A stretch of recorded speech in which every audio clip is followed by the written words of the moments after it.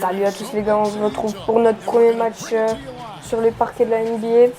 J'espère que vous allez bien, pour ma part ça va nickel. Premier match avec l'Utah Jazz. Bon, j'aime pas trop cette équipe mais c'est pas grave. Là on joue contre les Warriors. Mon équipe de cœur, mon équipe préférée avec Stephen Curry. Mais là je vais courir Livingstone et j'ai trouvé cette animation pas mal. Donc voilà les gars, ça commence. J'ai décidé de tout couper. Et voilà, on prend notre premier rebond. Super. Alors vas-y. Ouais, oh mais oui, parfait ça. Bonne mécanique là, bonne mécanique. Tranquille.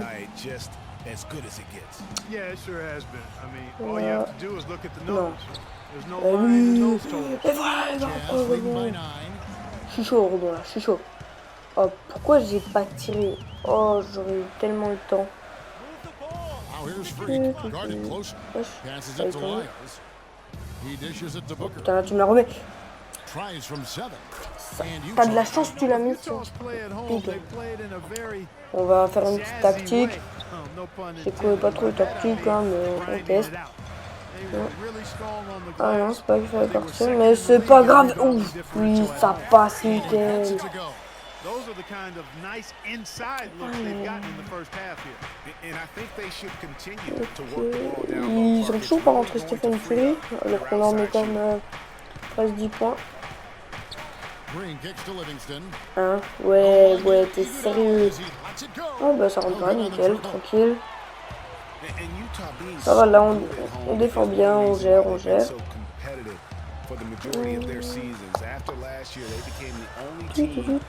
Oh, une balle. Ouais, je voulais pas de ce côté. En fait, c'est vraiment de la merde ce pick and roll. Eh mais comment je pue la merde? Je pue trop la merde. Oh, comment je pue la merde. Après, c'est les premiers matchs, hein. Pour une petite adaptation, c'est pas comme sur la 16, d'un autre à l'autre, il y a tout qui change. Et mais, wesh, comment je pue la merde? Pourquoi je reste pas dessus? Pourquoi je reste pas dessus? Je reste tout tranquille, comme ça, fais ta vie. Comme ça, on se dit avec la tactique. Ouais. Là, enfin, j'ai fait un bon truc. Enfin. Putain. Ouais, Curry, il joue toujours pas. Ça m'étonne.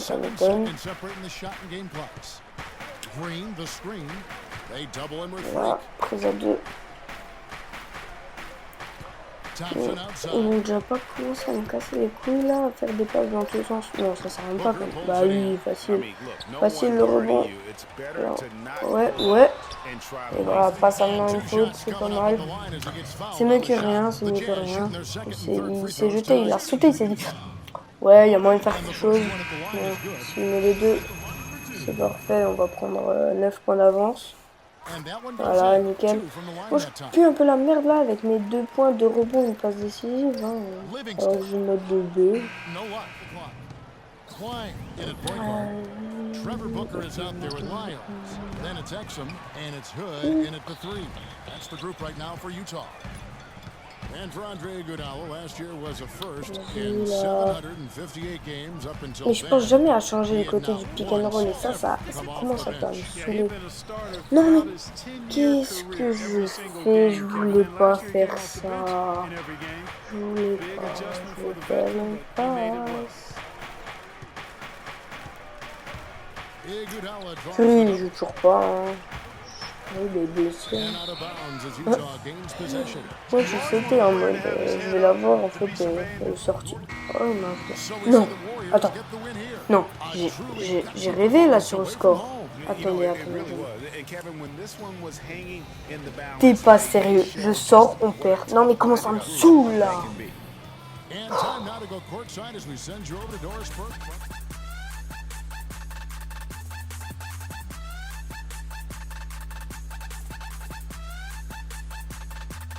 Word alive, eh, freak?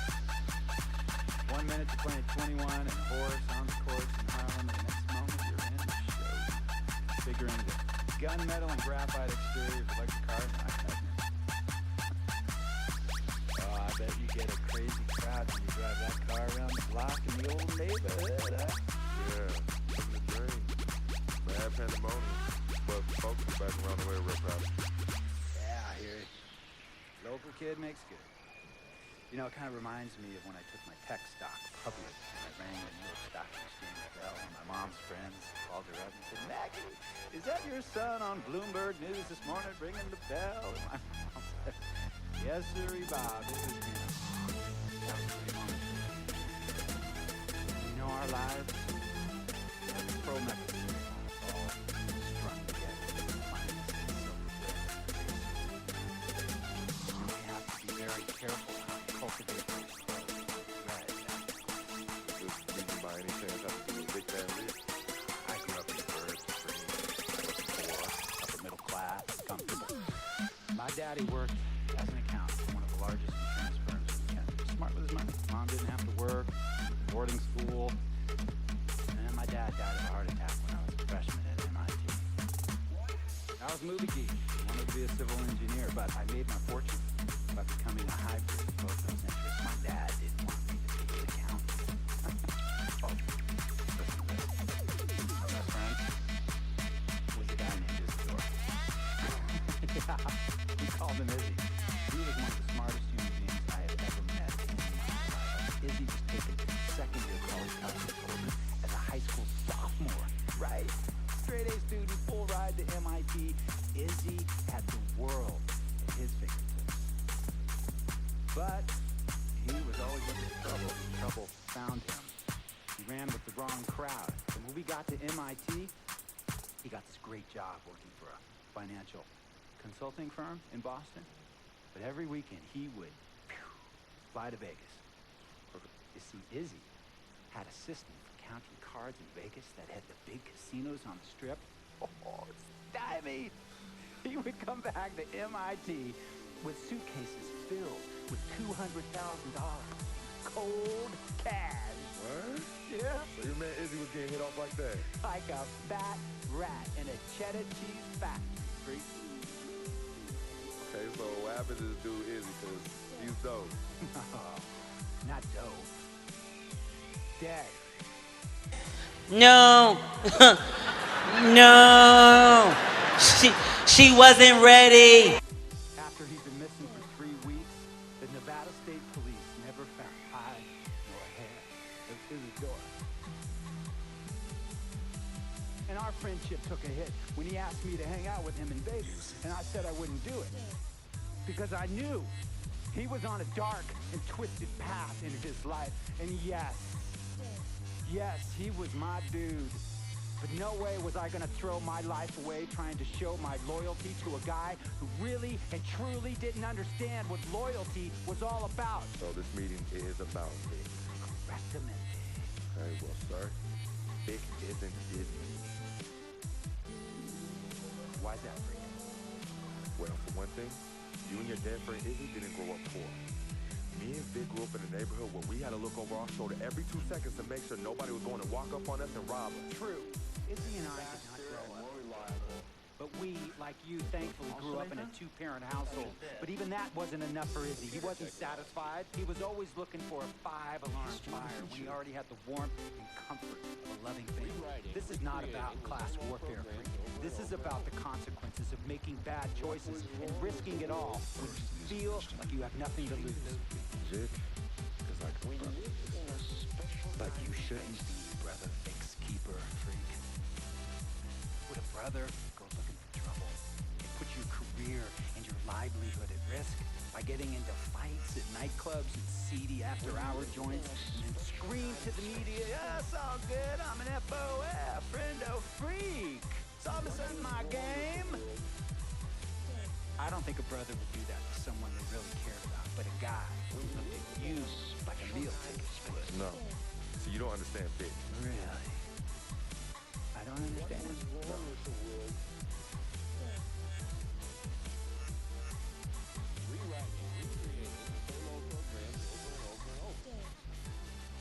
Look, man, it was a misunderstanding with the guy in the next VIP booth. His honey started flirting with me. Naturally, I started flirting back. Next thing I know, Captain Cornball's off my grill piece beefing. Next thing he know, he got a 2-piece and a biscuit on his left eye. Hey, I don't know where them. Damn sure wasn't me. Hey, Captain Cornball's mad because I'm an FOF, friend of freak. Hey, but check this out though. You need to train that hide before you leave the house though. Yo, he's hot as ain't loyal, man. Wesh, la tête qu'il a, on dirait un bouffon.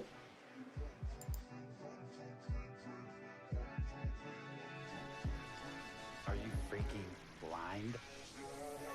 You know, I just want to know, how much did you pay your lawyer to make all this go away? Almost $100,000. Excuse me, sir, I'm sorry, I couldn't hear you. I said I paid almost $100,000. Exactly. If you keep riding shotgun with Vic, you're gonna go broke. Quick, fast, and in a hurry. Vic is my friend, and I grew up with him. How many times I gotta tell you, sir? Freak, this is not a request. I am not asking you to do this. I am telling you to do this. And the first order of business is that Mr. Vic Van Leer is banned from traveling with you on the road. Vic is banned from the locker room. And Vic is banned from this arena. And if I catch this guy, Vic, in or anywhere near the facilities, Mr. Vic Van Leer will be arrested for trespassing. Are you serious, sir? Brother, I'm as serious as cancer. We all know that kind of thing. No. Me and Vic were kids. Playing summer tournaments at the Dome. We always imagined making some pro. Now when the crowds left, just the street light was on the court. 11:30, 12 midnight. It was 1 in the morning sometimes. We used to practice player introductions, running on the court, giving dad high five to teammates. Vic, he would act as an announcer. Introduce me and announce my name on a loudspeaker. Jumbotron would flash my image like little guys dressed in long shorts and a jersey. And now, fresh off his 3-game, 62-point scoring streak, the youngest player to ever do so in NBA history, Frequency Vibrations.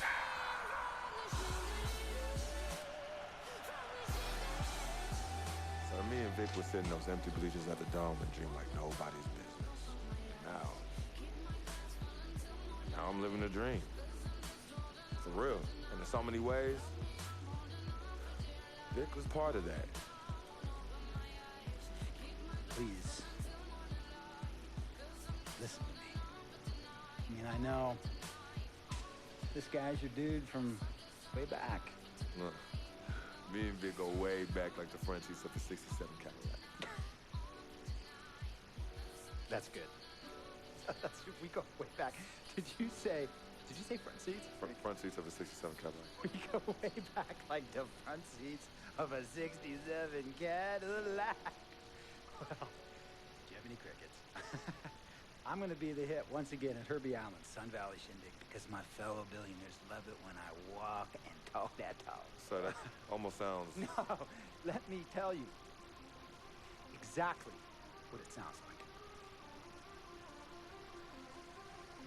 I respect, admire, and most importantly, love you as a human being and a role model. But I pay you a lot. And I mean I pay you a lot of money to play for my team. And I'm in this game to win it. And you can't win it with an albatross around your neck like Vic. So Vic is done. History.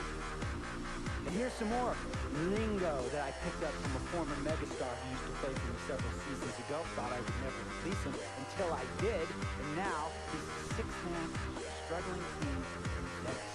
And yeah, I'm talking Venice with the canals and the gondolas and Harry's bar, not the street ballers next to the fortune tellers on the beach in Cali.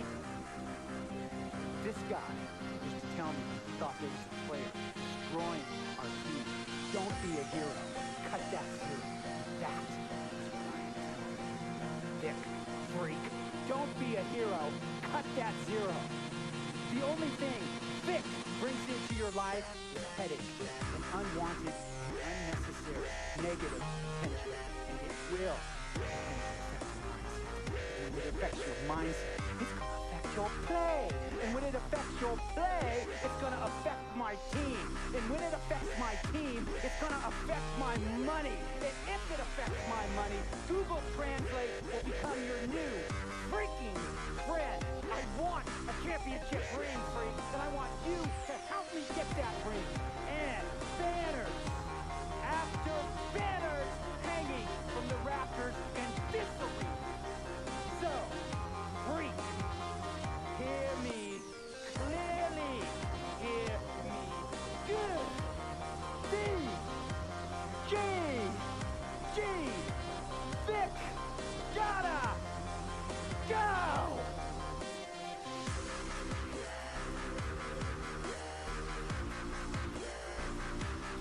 Handle business. Remember, that contract is morality, a very important clause that involves your contract on and off, and how it can negatively impact my team. Now, I don't want you to have to learn Italian, Croatian as a second language. Hey, playing pro ball overseas, there's nothing wrong with that. But nothing like this. Nor will the money.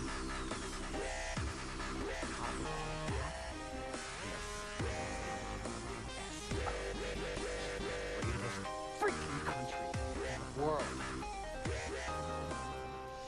Ask yourself, is Vic worth all that? Think about it. Think long. Think well.